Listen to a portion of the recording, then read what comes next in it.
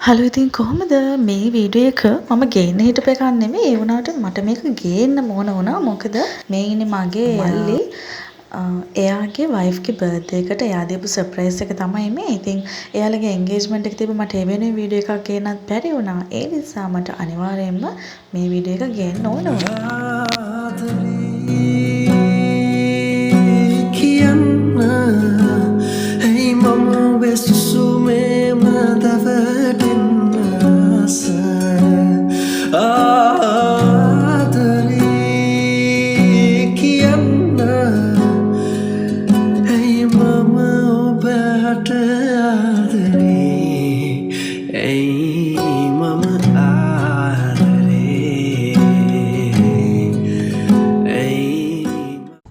අපි දැන් යමු අලුත් පුංචිට gift එක දෙන්න.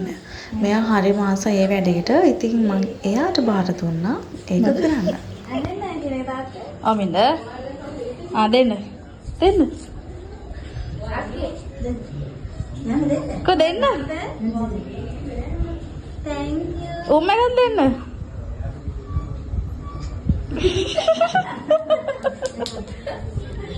මොකද්ද? අප්පුඩියක් ගාලා බෙට්ටනවා. ආය අප්පුඩියක් ගාලා බෙට්ට කොහොමද?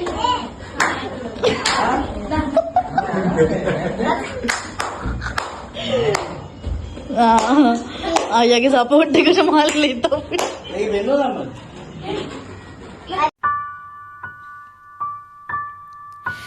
ලියවුණා ඔබ ගැන කවි පෙළක් මැලවුණා රැතුන් යාමයක් හද පලා යන දුක එකහු කරගෙන ඉන්නවා මම මග බලන් හේතු හෙව්වේ ඔබේ රුව දැක ගන්න ආසා හින්දා මං පුන් සඳක් පායන්නේ කොහොමත් මාසෙකට සැරයක් නෙබන් ඔබේ ආදරේකට ආසයි හේතු වෙන්නට කාරි නෑ සඳ ඔබ දැක ගන්න නෑ අත ඔබේ ආදරේකට ආසයි හේතු වෙන්නට කාරි නෑ සඳ ඔබ දැක ගන්න නෑ අත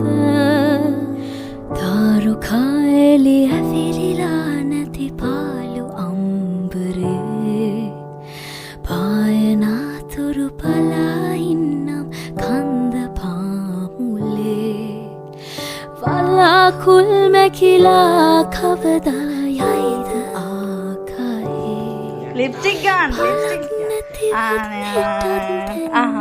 හිරුත්තේ වගේ ඔබ පායනා දින කෙනෙකුට එළිය දෙන්නට කාරි නෑ සඳ මගේ ලොව